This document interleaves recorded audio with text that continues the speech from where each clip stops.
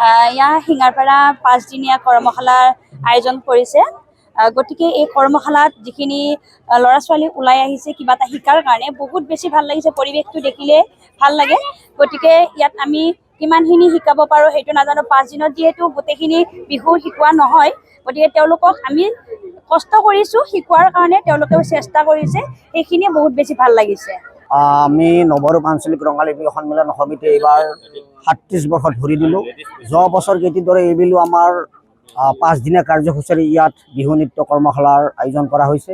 আমি যথেষ্ট বিশেষকৈ শিক্ষাৰ্থী আৰু অভিভাৱকসকলৰ যথেষ্ট আমি সঁহাৰি লাভ কৰিবলৈ সক্ষম হৈছোঁ।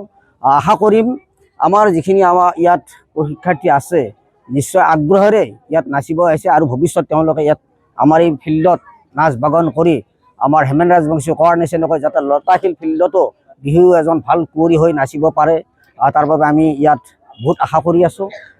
এইখিনিয়ে আৰু আমাৰ যি বহাগৰ 4 বহাগত ইয়াত আমাৰ অনুষ্ঠিত হ'ব। এইবাৰ আমি মুকলি বিহু পাতিছোঁ। এই মুকলি বিহুত আমি বিভিন্ন বিহু দলকো মাতিছোঁ আৰু আমাৰ যিমান দুখী ইয়াত অংশগ্ৰহণ কৰা নাচনী সকলোৱে ইয়াত মুকলিভাৱে নচোৱাৰ আমি আয়োজন কৰিছোঁ।